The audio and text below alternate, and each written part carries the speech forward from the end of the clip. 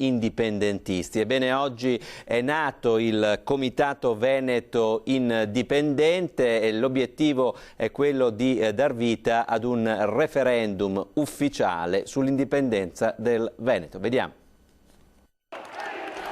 Il plebiscito ha davvero fatto suonare la sveglia per tutti. Partiti, movimenti, associazioni e gruppi sparsi ora si ritrovano sotto la bandiera unica e sola di San Marco, bandiera che brandisce il neonato Comitato per il Veneto Indipendente, capitanato da esponenti leghisti, ma che raccoglie anche anime diverse, Europa Veneta, Raise Venete, i cattolici integralisti di Maurizio Ruggero, tra i fondatori Fausto Faccia, il Serenissimo.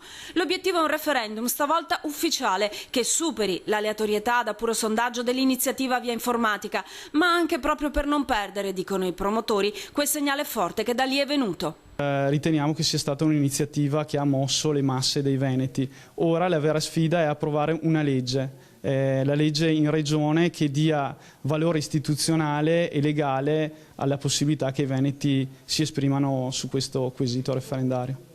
Fondamentale sarà convincere i consiglieri regionali della bontà della causa indipendentista e approvare quanto prima la legge 342 per indire una consultazione referendaria ufficiale da parte della Regione. Il provvedimento è atteso in commissione consiliare il prossimo 1° aprile. Sono già 150.000 le firme a sostegno raccolte ai gazebo leghisti, 170 i comuni che l'hanno approvata in un loro ordine del giorno.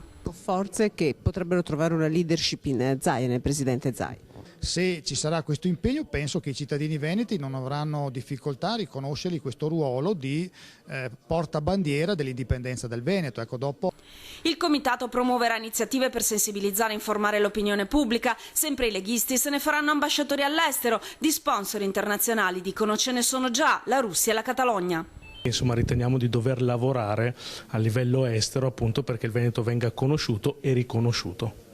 Tra tanti che suonano la stessa musica arriva Dissonante, l'editoriale unitario che domani apparirà su tutti i 9 settimanali diocesani veneti. Quello indipendentista è un progetto sbagliato, antistorico, impraticabile. Il futuro dell'Italia deve passare per una compiuta riforma federalista nel segno della sussidiarietà.